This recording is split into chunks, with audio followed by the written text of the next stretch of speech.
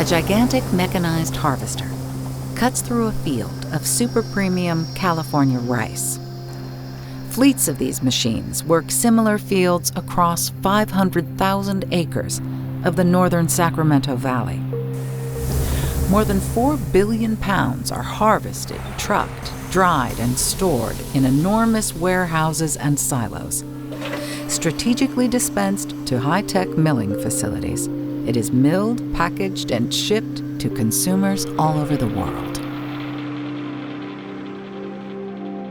This is the heart of California's rice industry that employs 25,000 people and generates $5 billion each year. And all of it made possible by more than 100 years of intense environmental engineering to transform the natural wetlands that once were here into a rice factory. But unlike most agribusinesses in California's Central Valley, driven solely for the commodities they produce, this region is different. Within and all around the many rice fields and orchards is habitat for 200+ wildlife species, food for 7 to 10 million birds that migrate along the Pacific Flyway, and the most successful salmon recovery anywhere. These are the fruits of a determined effort to change the legacy of environmental exploitation and habitat loss so familiar in California, and to reconcile the demands of modern civilization with the needs of nature. Seeing what the rice industry has been able to do in this part of our, little piece of the world has been something that I think has started to change people's thinking. We're doing so much more than farming rice. We're farming for the birds and we're farming for fish. It became an amazing opportunity to have a relationship with the environment in a very productive way. And running through it all is a modest ribbon of water called Butte Creek. The novel partnerships that first surfaced here and the environmental successes that flowed from them are now models for conservation efforts all across the northern Sacramento Valley and beyond.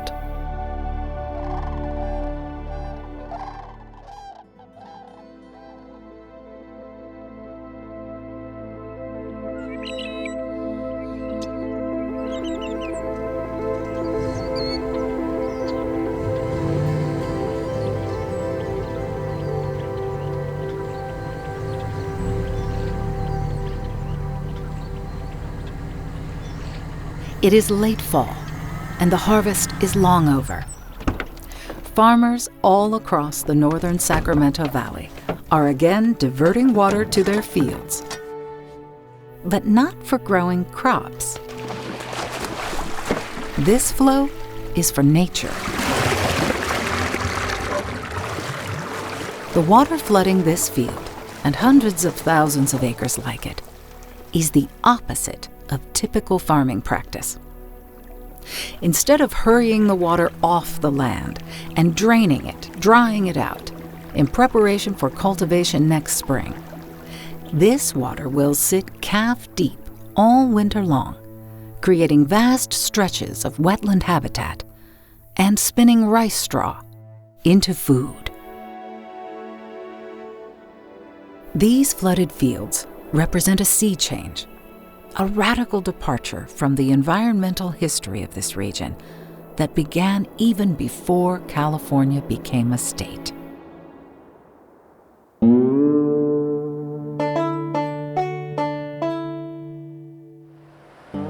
Butte Creek was the last stream to the north that had gold.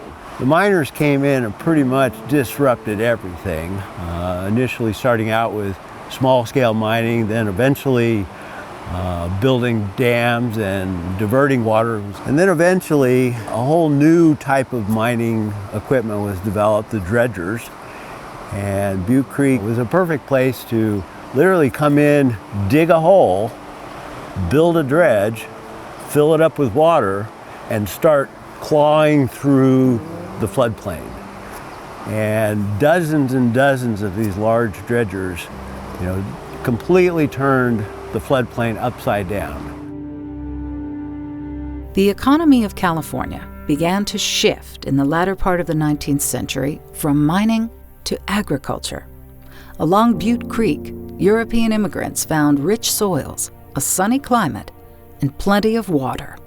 The first settlers that came here, they thought they were going to grow corn and wheat. They thought they could grow trees. And they got here and they found out this soil is clay. And when it rains, the soil is like glue. And when it's dry in the summer, the soil without water is like rocks. They couldn't grow wheat. They couldn't grow corn.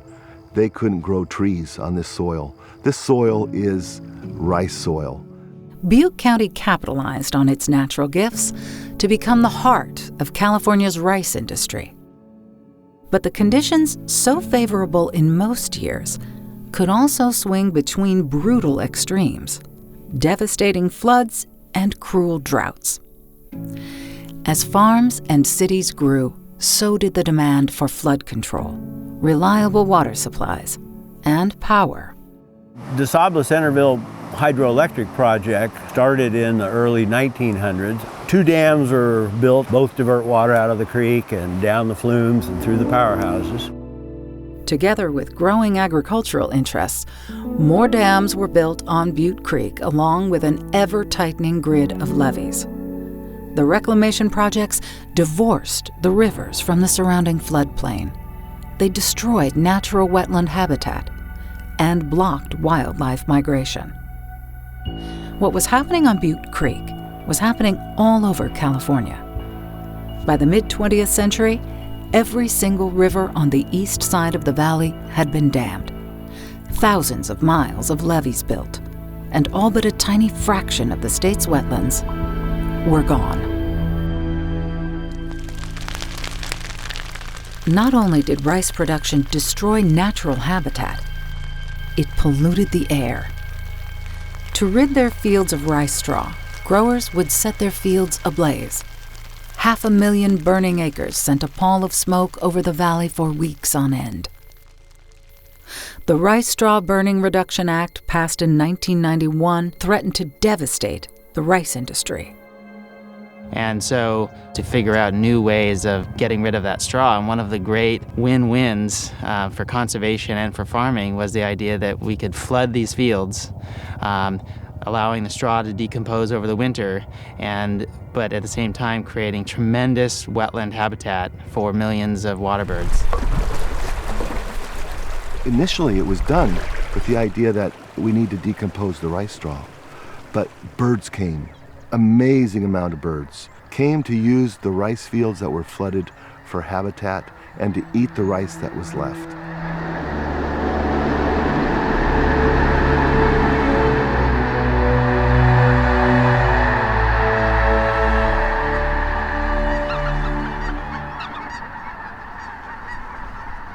But even as birds began to rebound, native fish populations were collapsing.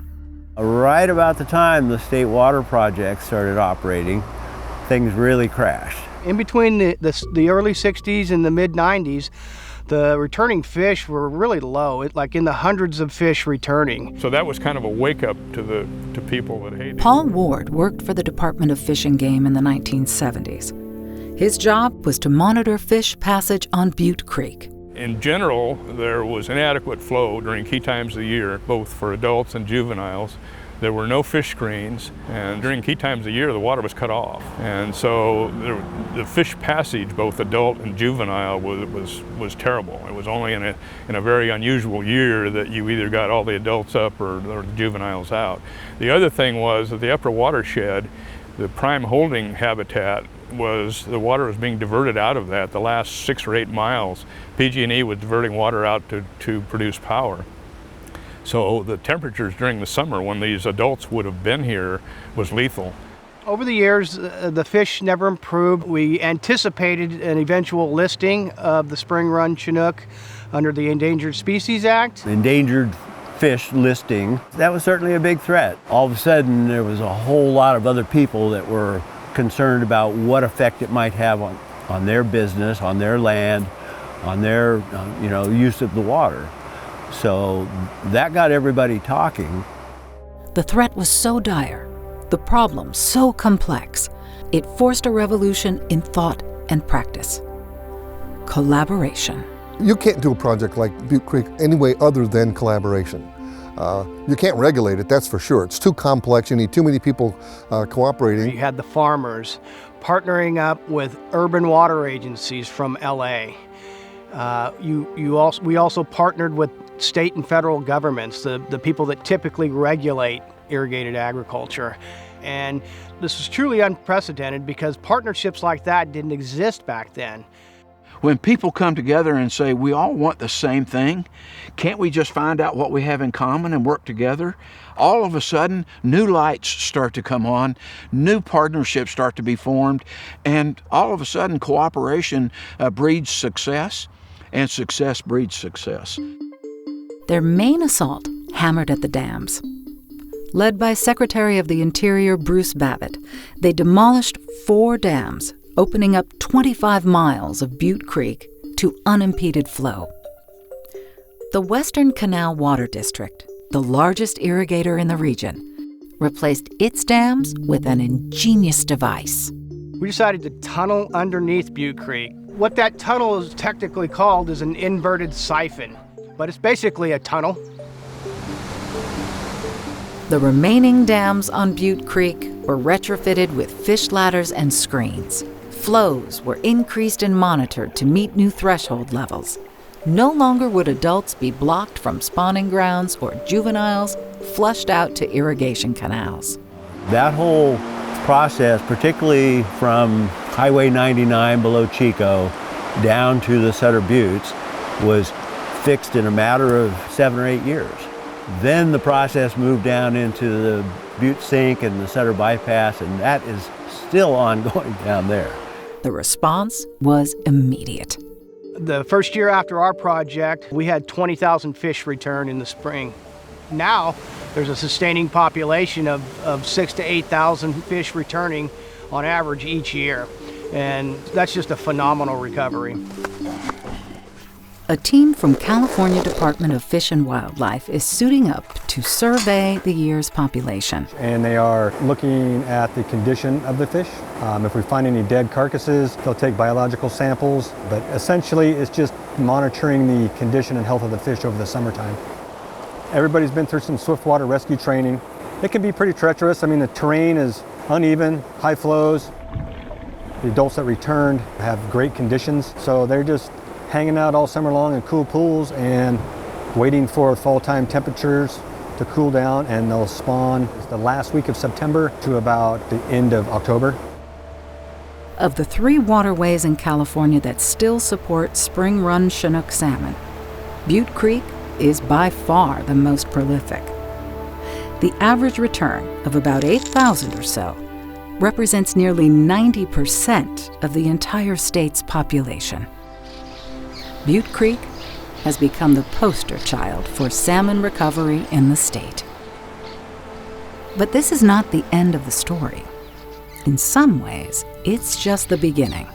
There was a bunch of great work that happened on Butte Creek, but it's work that's been done in a lot of places. What was really unique and surprising about Butte Creek was when that work was done, when ladders were put to get fish over diversions, when dams were taken out. The fish population responded so dramatically and so quickly. And in hindsight, we saw that there was another aspect present in Butte Creek that wasn't present in other places, and that was that Butte Creek was still connected, was still consistently every year connected to its floodplains. That the water of Butte Creek would spill out over its natural levees and out onto a floodplain and then move back in, but not just of its natural levees. The system was managed in duck clubs, in refuges, both state and federal, for waterfowl, to interact with the landscape in a way that the rest of the Sacramento River and its tributaries just doesn't do anymore. That connection, that interaction, led fish biologists from the University of California at Davis to look beyond the creek itself its fish ladders and screens, and out onto the floodplain. There they found another key to salmon recovery: food. Lots of food. The floodplains are good for juvenile fish because they're basically food factories. And when the water spreads out, the food grows, the fish eat the food, and that's when the fish are growing big. In the river, there's just really not a lot of food, and there never was historically, and that's the reason why the floodplains are beneficial. We sample the water to understand what type of food will grow there. Temperature, pH, chlorophyll, and many other variables are measured and recorded across the watershed throughout the winter and spring. It's all part of finding the best recipe for what these field researchers call zoop soup. This thing is chock full of zooplankton. It's so full, it won't even drain out of there. There's so many zooplankton with little microscopic bugs, but those are what the fish are eating. Wow, a lot of fish food there. And we like to call it the zoop soup.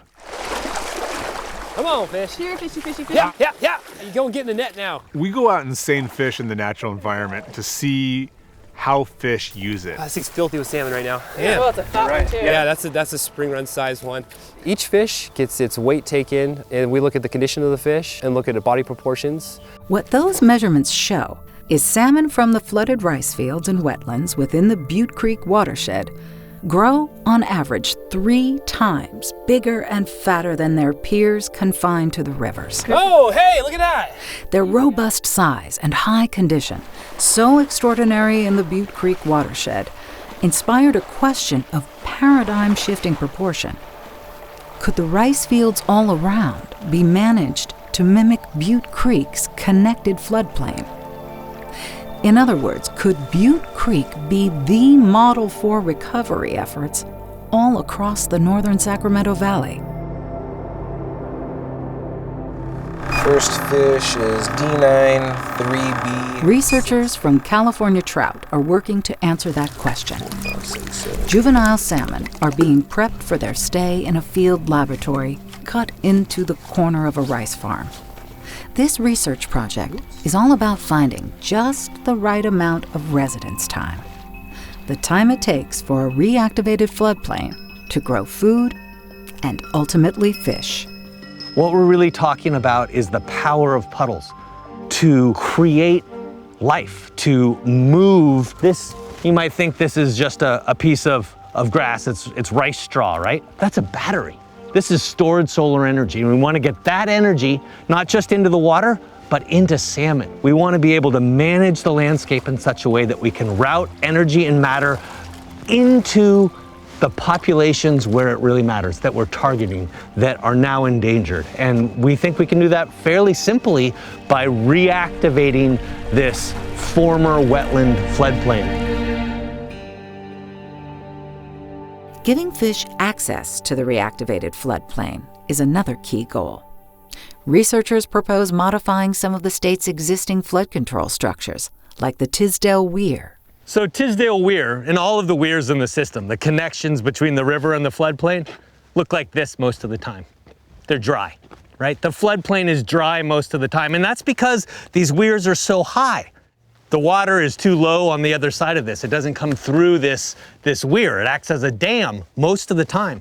But if you were to cut a gate right here so that it could open when you wanted it and close when you didn't, that would mean that water and fish could access the floodplain at the times when it really makes sense, meaning that we could get big water benefits in normal and dry years. Despite the certain benefit, the hard truth is most of these rice fields won't be reconnected to the river anytime soon, and most fish now trapped in the rivers will never get access to them. So, instead of bringing the fish to the food, researchers are now studying how to deliver the food to the fish, the fishery version of Grubhub or DoorDash. This water sits out here for 3 weeks until it's literally seething with invertebrates. Then the field drains to the pumping plant, and the pumping plant pumps the water, now rich with all of this fish food, into the Sacramento River, where young fish are trapped in a food desert. To document the effect, fish are placed in cages both upstream and downstream. A suite of data are collected. But most importantly, overall growth rates are measured and compared every week for a month and a half. And what we find is that the fish that are right in the plume of that water, of that floodplain goodies coming out, those grow 4 or 5 times as fast as the fish just upstream that don't have access to it. And the fish food buffet doesn't just stay there. It caters to hungry fish far downriver. Caged test fish 6 miles downstream still grew up to 3 times faster than their counterparts just above the outfall. All strong evidence that much of the existing agriculture system can be managed not only to grow fish food, but deliver it back into the river where fish can feast on it. And what we're showing here is that if you manage the landscape with a knowledge of nature, with a knowledge of the patterns of how this place, the Sacramento Valley, worked before human settlement, before European settlement, and integrate that into the way that we manage our water, that we farm our fields, we can have a system that works so much better for both people and for the environment. What we're talking about is not going back. We're not talking about allowing the Sacramento Valley to flood for months at a time in a haphazard fashion. It isn't an interruption to how business is done out here. It's an augmentation, it's an enhancement. It's saying, yes, in the summer we're going to make food and money for people. These same grounds in fall and winter and early spring can reactivate, can re-energize our river ecosystems. That also translates to reactivating California's economy. Because in a functioning river ecosystem that can actually produce robust, healthy populations of fish and wildlife is a system that is much better able to deliver water security to both our farms and our cities.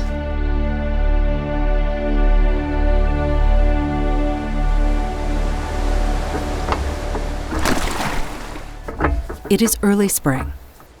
Farmers all across this watershed begin the careful diversion of Butte Creek water onto their waiting fields. These flows signal the start of another production year. As waterways go in California, Butte Creek is modest, a mere 100 miles long. But Butte Creek carries an outsized story. From its headwaters, through the middle reaches, and out across the floodplain, water users have learned to manage this watershed as an interconnected whole for the benefit of both humans and nature. Many believe Butte Creek is the very definition of reconciliation ecology's promise of win-win. In my mind, the environment won, the farmers won, downstream water users win. So when we can come up with partnered solutions to complex ecosystem problems and still be able to maintain what we're doing, that is the definition of win-win. You probably could just add a lot more wins on that. Win, win, win, win. I don't know if it's 2, 3, 4, 5 wins. It's a win for the local farmers, huge win for the environment, and it was a win for the state as a whole in showing a different, better way to go about ecosystem restoration than what we've been trying unsuccessfully for decades. I think this is such a perfect example of how we can all use the land for multiple benefit. For people, for farms, for birds, for fish. We are an example of how a resource can continue to work for different species, and people included. I hope that this will be the success story 100 years from now, that we really can look back at and say we were able to fix it. We were able to undo what we had done and put it back. Maybe not exactly as it was prior to the levees coming up, but enough that we were able to really make a difference like we did on Butte Creek and have that success story throughout the valley.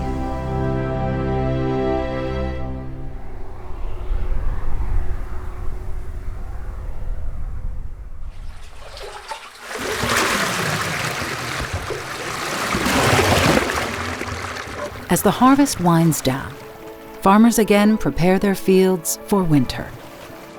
Soon, the birds will return, so many they will darken the sky, and newly hatched salmon will make their way out onto the floodplain to grow fat before heading out to the ocean.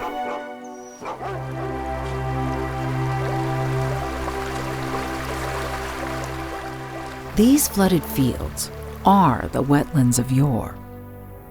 And while their laser-leveled, gravity-irrigated precision grids may look different than the ancient floodplain, they function the same way.